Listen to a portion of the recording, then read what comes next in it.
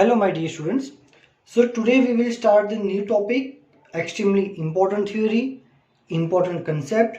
Numerical में ये concept बहुत use होगा and the topic is conservation of angular momentum.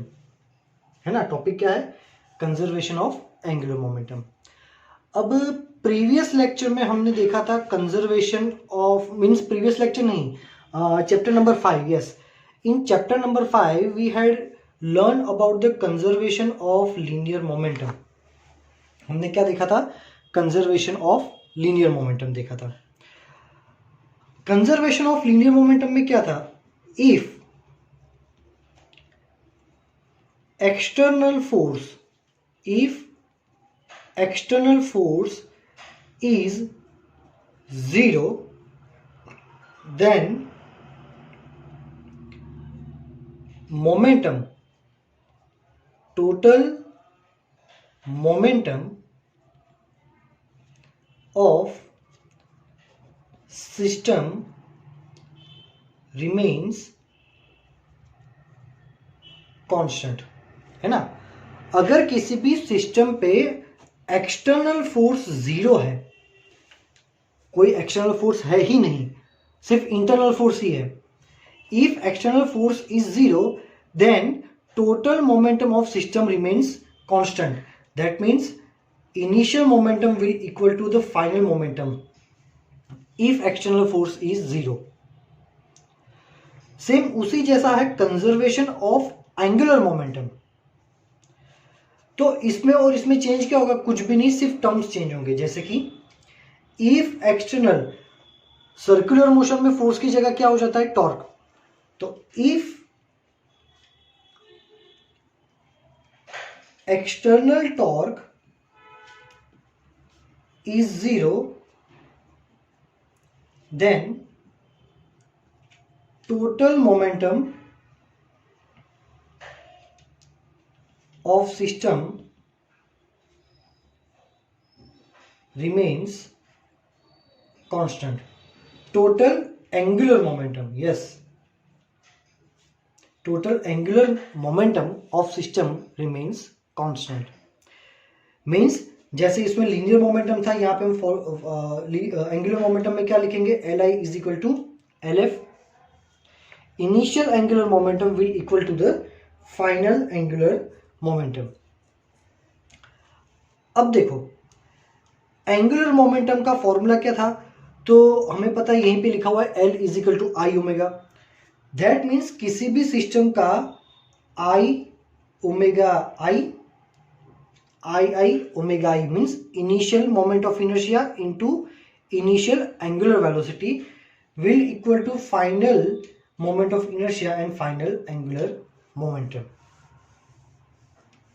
ठीक है, चलो अब कंजर्वेशन ऑफ एंगुलर मोमेंटम याद हो तो इसमें बुलेट और गन का एग्जांपल दिया था प्रूव करने के लिए, तो इसको भी प्रूव करने के लिए एग्जांपल देंगे. तो वो एग्जांपल में तुमको क्या बोला हुआ है कि एक स्विवेल चेयर लेनी है, मतलब ऐसी चेयर जो गोल गोल घूम सकती है. ठीक है, और आपको चेयर पे कैसे बैठना है? आपको पैर ऊपर लगा देने हैं और हाथ भी, पैर और हाथ दोनों चेस्ट पे लेके ऐसे बैठ जाना है. ठीक है, और किसी फ्रेंड को बोलना है कि चेयर को गोल गोल घुमाए. ठीक है, तो जब चेयर को गोल गोल घुमाते हैं तो आप नोट करो कि उसकी इनिशियल एंगुलर वेलोसिटी कितनी है, और जब चेयर गोल घूम रही है थोड़ी देर के बाद आपको क्या करना है? अपने हाथ खोल देने हैं. तो एंगुलर स्पीड में क्या डिफरेंस होगा ये नोट करना है. सो यहां पे आप क्या ऑब्जर्व करोगे?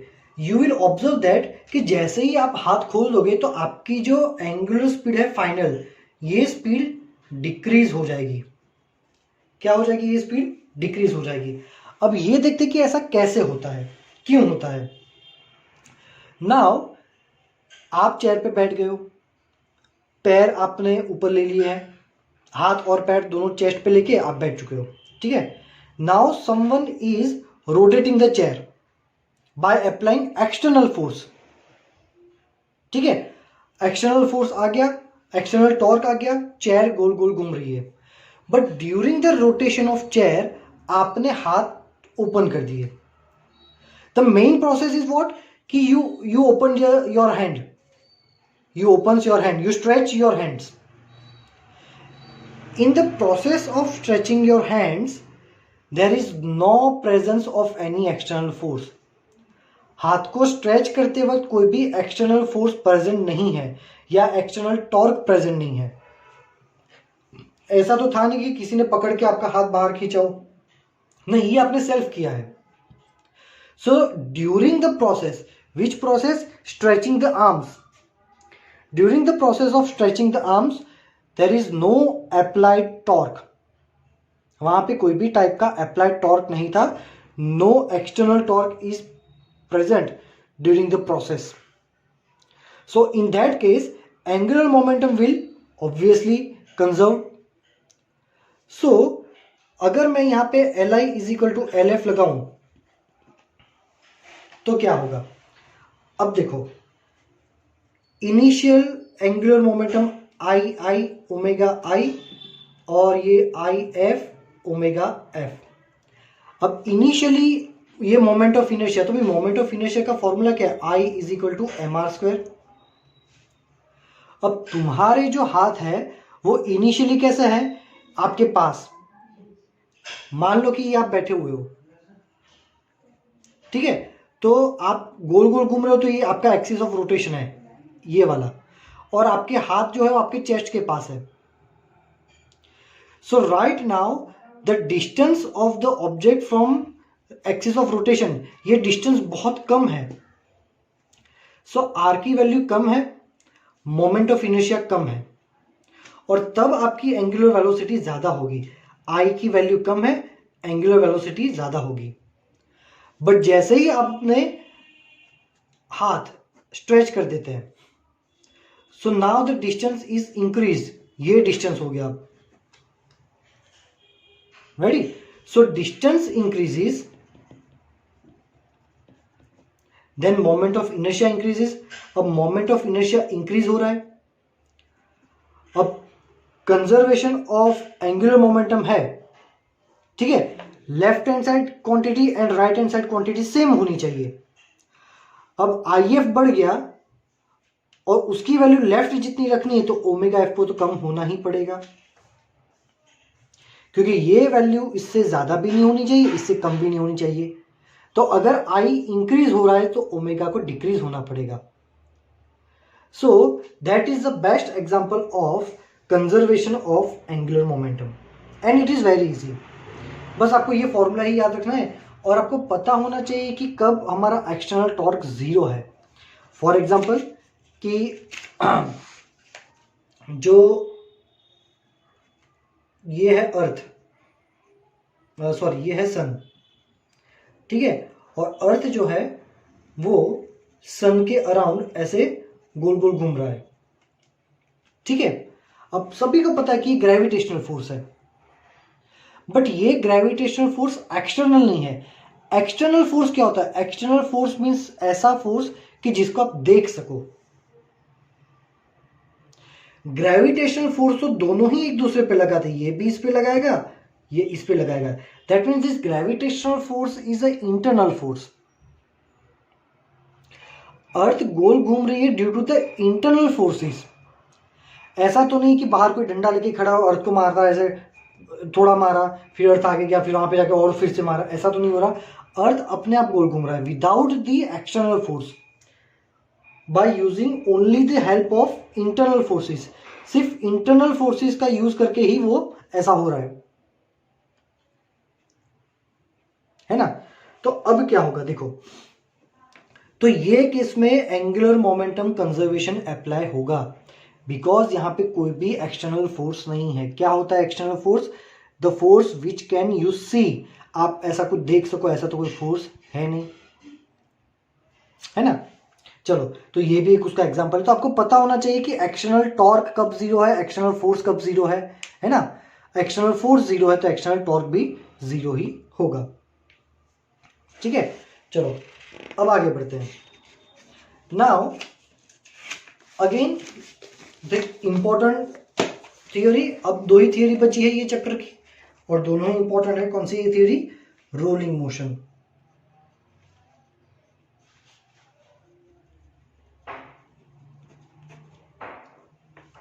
ठीक है, चलो तो यहां पे देखो, मान लो कि कोई ऑब्जेक्ट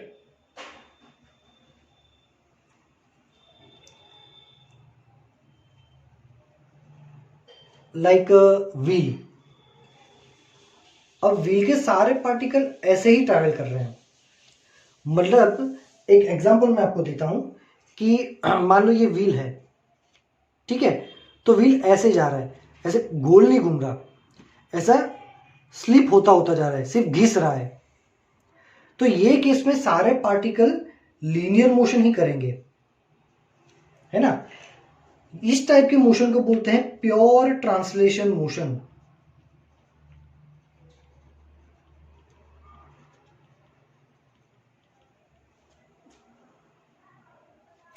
फिर आता है प्योर रोटेशनल मोशन। अगर किसी व्हील को किसी दीवार पे हैंग कर दिया हो और वो व्हील एक ही पोजीशन पे जब गोल गोल गोल गोल घूम रहा है, तो इसको बोलेंगे प्योर रोटेशनल मोशन। मतलब इसमें एक्सिस ऑफ रोटेशन ये है और this axis of rotation is fixed.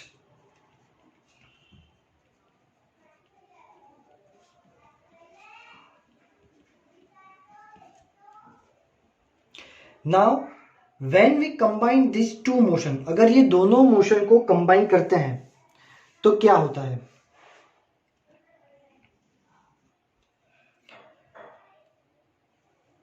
Wheel गोल गोल भी घूमेगा और आगे भी जाएगा। That means this is the combination of pure translation plus pure rotation. ये वाला, ये ऐसे है ना, व्हील गोल गोल भी घूम रहा है और आगे भी जा रहा है। तो इस टाइप के मोशन को क्या बोलेंगे? इस टाइप के मोशन को बोलेंगे रोलिंग विदाउट स्लिपिंग।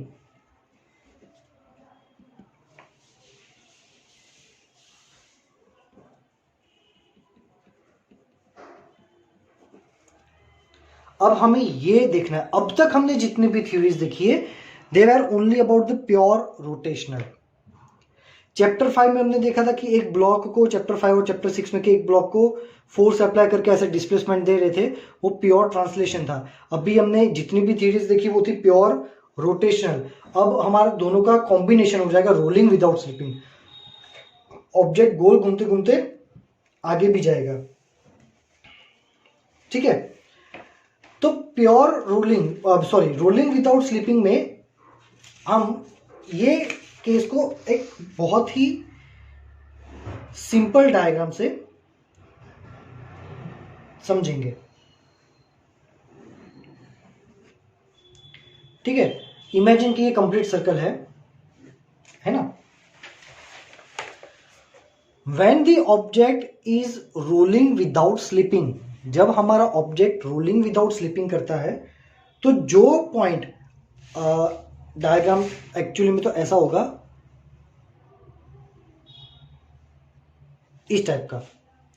सो जो पॉइंट यहां पे टच है, the pointed which is in the contact with the ground surface, velocity of this particular point which is in contact with the ground will zero at this moment। जब भी हमारा कोई point ground surface को के contact में होगा तो उस टाइम ये पॉइंट की वेलोसिटी होगी जीरो। ये पॉइंट की वेलोसिटी कितनी होगी? जीरो। और अब हमें देखना है कि ये वेलोसिटी जीरो क्यों है। अब obviously this is the combination of two motions, ये दो मोशन का कॉम्बिनेशन है, तो यहां पे दो वेलोसिटीज होंगी, है ना। तो चलो यहां पे हर पार्टिकल लीनियर मोशन भी कर रहा है और रोटेशनल मोशन भी कर रहा है। है ना। तो यहां पे सबसे पहले आएगा आपका लीनियर मोशन।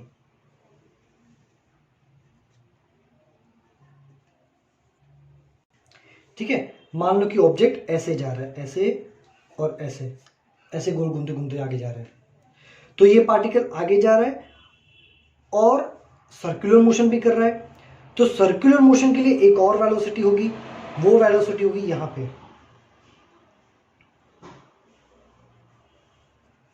ठीक है, ये लीनियर वेलोसिटी है और ये रोटेशनल वेलोसिटी है।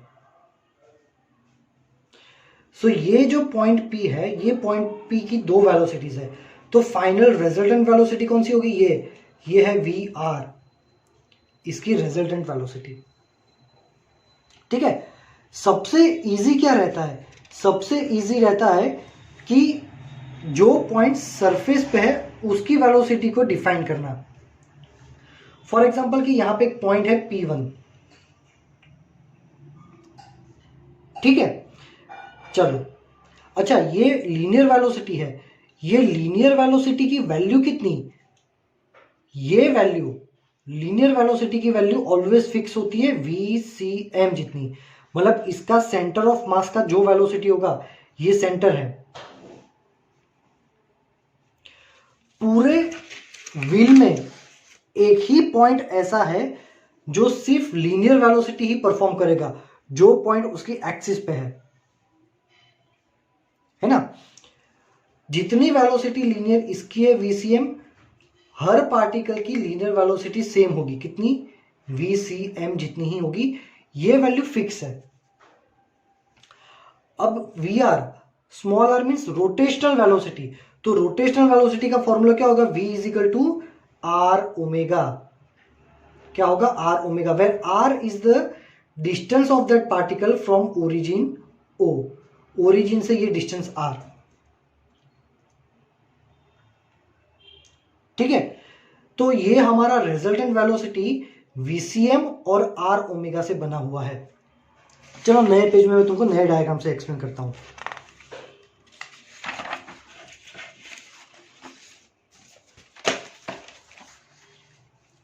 फॉर एग्जाम्पल,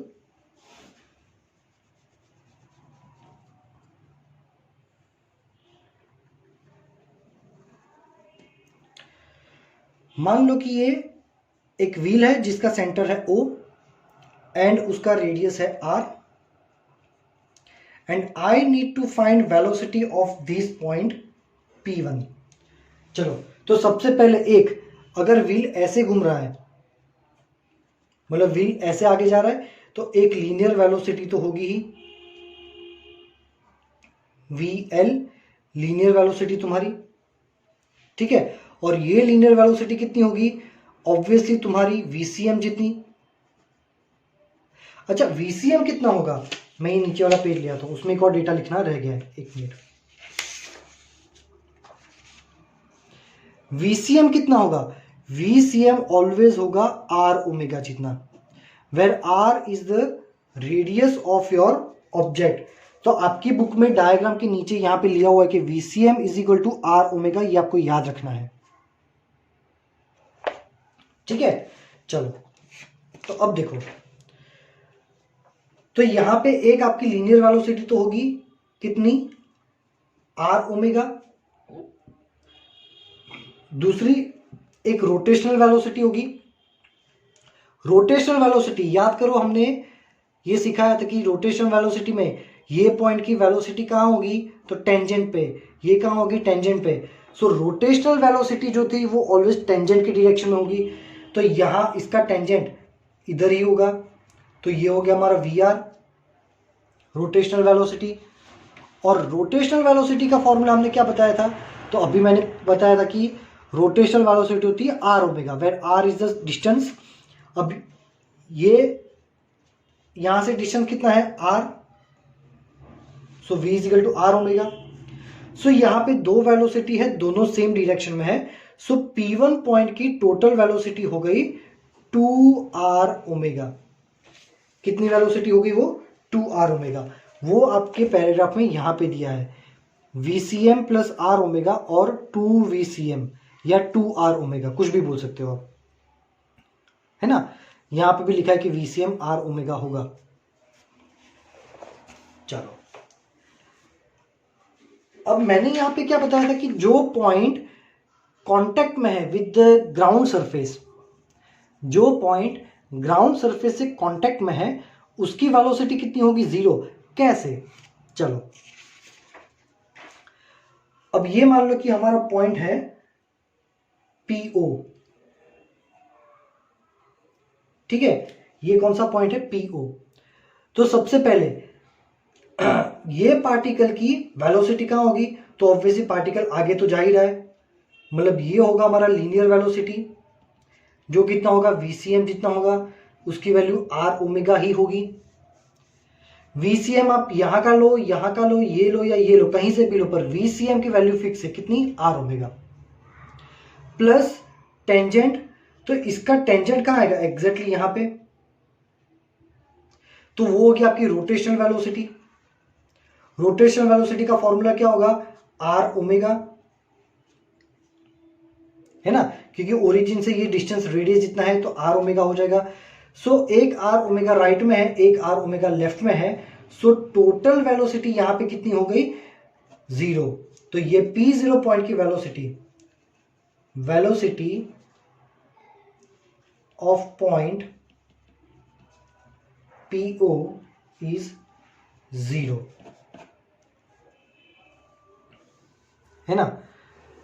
तो ये आपको अच्छे से समझना है। मान लो आपको एक और एग्जांपल दिया है बुक में, यहां पे दिया है P2, तो ये P2 की वेलोसिटी क्या होगी, तो एक तो लीनियर VCM जितनी, ये लीनियर VCM जितनी, और एक टेंजेंट वाली होगी यहाँ पे, ये मान लो ओरिजिन से ये डिस्टेंस है r, तो ये टेंजेंट हो गया, तो ये वेलोसिटी होगी r ओमेगा, ये वेलोसिटी कितनी होगी, r ओमेगा। इन दोनों का रिजल्टेंट आपको यहां पे दिया है V2 करके।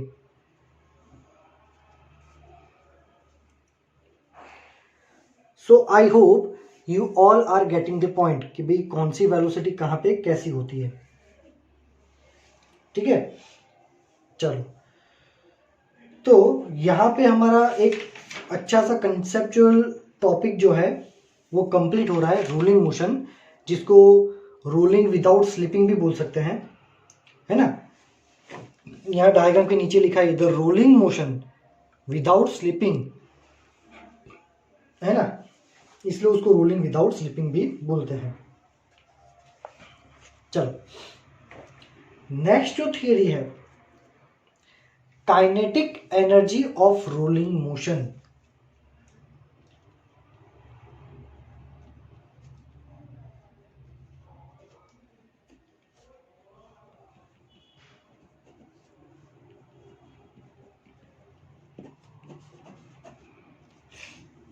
ठीक है, चलो, तो अब देखो, मान लो कि कोई ऑब्जेक्ट ऐसे गोल गोल घूम रहा है। ये टॉपिक वैसे बड़ा है, लेकिन अभी हम इसका सिर्फ इंट्रोडक्शन पोर्शन देखेंगे। ये ऑब्जेक्ट है इस टाइप का, ये गोल गोल घूम रहा है, आगे भी जा रहा है, मतलब इसके पास लीनियर वेलोसिटी तो है ही VL, और रोटेशनल वेलोसिटी भी है VR। तो इसकी kinetic energy of rolling motion means rolling without slipping, है ना। तो इसकी टोटल वेलोसिटी, इसकी टोटल काइनेटिक एनर्जी कितनी होगी, तो एक होगी तुम्हारी रोटेशनल काइनेटिक एनर्जी, मतलब 1/2 mv², सॉरी ये है लीनियर काइनेटिक एनर्जी, क्योंकि लीनियर मोशन है ना, तो linear kinetic energy 1/2 mv² plus rotational kinetic energy 1/2 I ओमेगा², है ना। चलो, तो याद रखना, जब भी तुम्हारा object rolling without slipping motion करता है, when your object performs rolling without slipping, तो क्या होगा, k is equal to 1/2 mv² plus 1/2 I ओमेगा²। Total kinetic energy is given by translation kinetic energy means linear kinetic energy plus rotational kinetic energy. So K is equal to, अच्छा यहां पे करो, use I is equal to M K square, ये formula है जो theory में देखा था, and use omega is equal to V by R, है ना, v is equal to R omega पे से omega is equal to V by R. ठीक है, ये दोनों का यूज हमें करना है यहां पे। So k is equal to 1/2 mv square plus 1/2 I की जगह क्या करेंगे एम के स्क्वायर, और ओमेगा स्क्वायर की जगह क्या डाल देंगे v square by r square. ठीक है, तो अब इन दोनों में से मैं 1/2 mv स्क्वायर कॉमन निकाल दूं, तो k is equal to 1/2 mv square 1 plus k square by r square, इतना बचेगा 1/2 mv square 1 plus k square by r square. So this is known as the total kinetic energy of the object which is performing rolling without slipping, है ना, जो object rolling without slipping करता है motion, उसकी kinetic energy का total formula हमने यहाँ पे डिराइव किया है। याद रखना आपको दो टाइप की काइनेटिक एनर्जी ऐड करनी है, लीनियर काइनेटिक एनर्जी और रोटेशनल काइनेटिक एनर्जी, दोनों को ही आपको ऐड करना है। ठीक है, चलो नेक्स्ट लेक्चर में अब हम क्या देखेंगे कि जब आपके ऑब्जेक्ट को इंक्लाइंड प्लेन से हम नीचे जाने देते हैं, ऑब्वियसली ऐसा ही मोशन करेगा, रोलिंग विदाउट स्लिपिंग, है ना, तो इसके लिए एक्सेलरेशन कितना होगा, क्योंकि अब तक हमने जो थ्योरीज देखी थी उसमें जो ऑब्जेक्ट था वो सिर्फ लीनियर मोशन कर रहा था, ऐसे घिसता घिसता नीचे जा रहा था, पर ये गोल गोल घूमते घूमते जा रहा है। सो ये एक्सेलरेशन इसका अलग है, इसका एक्सेलरेशन अलग है। इसका एक्सेलरेशन क्या था, तो यहां पे था mg, ये था हमारा n, तो यहां पे था mg cos थीटा, ये था mg sin थीटा, और ऑब्जेक्ट ऐसे जा रहा है तो वर्चुअल फोर्स लग रहा था ma, अगर फ्रिक्शन नहीं है तो, है ना, तो ma इज इक्वल टू क्या था mg sin theta, m cancel करो तो a is equal to g sin theta, ऐसा हमारा एक्सेलरेशन था, है ना। तो ये केस में एक्सेलरेशन की वैल्यू ये थी, तो रोलिंग विदाउट स्लिपिंग में एक्सेलरेशन की वैल्यू क्या होगी ये भी हम नेक्स्ट लेक्चर में देखेंगे। सो आज के लिए इतना याद रखो, थियोरी को अच्छे से पढ़ना, and if you are having any doubt you can ask me in the message section. Thank you very much my dear students.